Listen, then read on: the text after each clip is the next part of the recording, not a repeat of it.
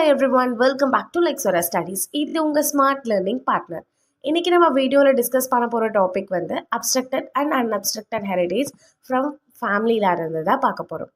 Okay, இப்போ நம்ம ஒரு ப்ராப்பர்ட்டியை டிஸ்ட்ரிபியூட் பண்ணோம் அப்படின்னா அதுக்கு நிறைய ஆக்ட் அண்ட் ப்ரொசீஜர்ஸ் இருக்குது. பட் ஏன்ஷியன்ட் டைம்ஸில் அப்படி எதுவுமே கிடையாது.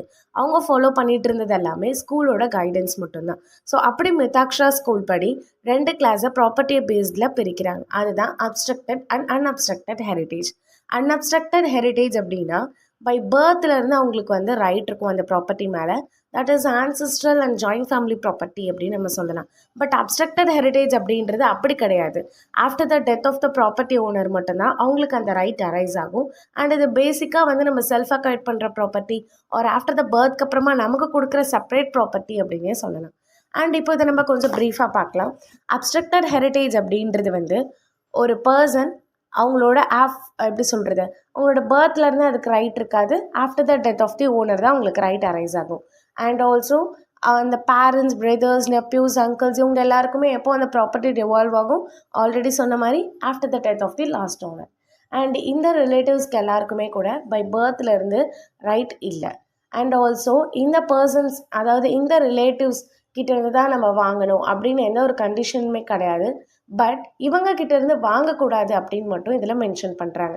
அதாவது அப்ஸ்ட்ரக்டட் ப்ராப்பர்ட்டி எல்லாமே ஃபாதர், கிராண்ட்ஃபாதர், கிரேட் கிராண்ட்ஃபாதர் இந்த மாதிரி டைப் ஆஃப் ரிலேஷன் கிட்டேருந்து வாங்கக்கூடாது அப்படின்னு சொல்லியிருக்காங்க.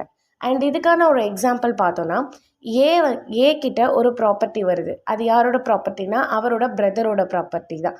ஏன் இவர்கிட்ட வருது அப்படின்னா அவரோட பிரதருக்கு எந்த ஒரு பசங்களுமே கிடையாது. அதனால் ஏக்கு அந்த ப்ராப்பர்ட்டி வருது.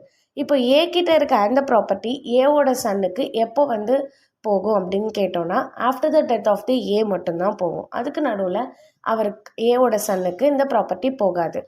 ஏன் அப்படின்னா இந்த ப்ராப்பர்ட்டி வந்து ஏக்கு அவங்களோட ஃபாதர்கிட்டேருந்து வந்த ஆன்சிஸ்ட்ரல் ப்ராப்பர்ட்டி கிடையாது. சடனாக ஒரு சுச்சுவேஷன் ரீசன்னால் பிரதர்கிட்டேருந்து வந்த ப்ராப்பர்ட்டி தான். ஸோ அது மட்டும் இல்லாமல் இதில் உங்களுக்கு வந்து ஒரு டவுட் வரும். இப்போ தான் நம்ம சொன்னோம் அப்ஸ்ட்ரக்டட் ஹெரிடேஜ் அப்படின்னா ஃபாதர்கிட்டேருந்து வாங்கக்கூடாது அப்படின்னு சொல்லிட்டு. அப்புறம் எப்படி ஏவோட சன்னுக்கு ஏ கிட்டேருந்து அந்த ப்ராப்பர்ட்டி வாங்குற ரைட் இருக்குது அப்படின்னு ஒரு டவுட் வரலாம். இந்த இடத்துல நம்ம செக் பண்ண வேண்டியது ஏக்கு அந்த ப்ராப்பர்ட்டி எங்கேருந்து வந்துச்சு அப்படின்னு மட்டும்தான்.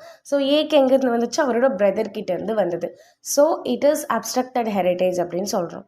அண்ட் நெக்ஸ்ட் அன்அப்ஸ்ட்ரக்டட் ஹெரிடேஜ் அப்படின்னா just opposite to the obstructed heritage தான். இதில் வந்து என்னென்னா பை பர்த்லேருந்தே நமக்கு ரைட் இருக்குது. அண்ட் ஆல்சோ இதில் எந்த ஒரு பிளாக்மே எந்த ஒரு அப்ஸ்ட்ரக்ஷனுமே வந்து கிடையாது அந்த ப்ராப்பர்ட்டி மேலே நமக்கு.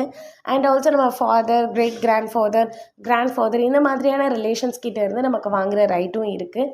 அண்ட் ஆல்சோ அந்த வாங்குகிற பர்சன் இருக்காங்க இல்லையா, அந்த ப்ராப்பர்ட்டி மேலே ரைட் இருக்க பர்சன்ஸ் எல்லாரையுமே, அதுக்கு மேலே இன்ட்ரெஸ்ட் இருக்க பர்சன்ஸ் எல்லாரையுமே வந்து கோபார்ட்னர் அப்படின்னு சொல்கிறாங்க. ஓகேவா?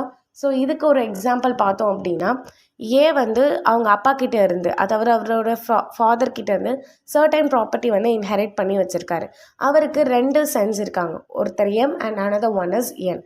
அண்ட் இவங்க 2 பேருக்குமே பை பர்த்லேருந்தே அந்த ஆன்சிஸ்டர் ப்ராப்பர்ட்டி மேலே ஒரு ரைட் இருக்குது இல்லையா?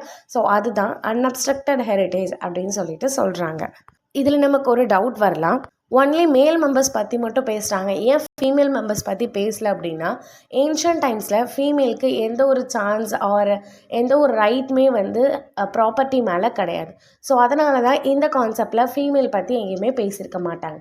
And these are the whole concept of abstracted and அன்அப்ஸ்ட்ரக்டட் heritage concept. இதில் ஏதாச்சும் உங்களுக்கு டவுட் இருந்துச்சுன்னா கமெண்ட் பண்ணுங்கள். தேங்க்யூ ஃபார் வாட்சிங். பாய்.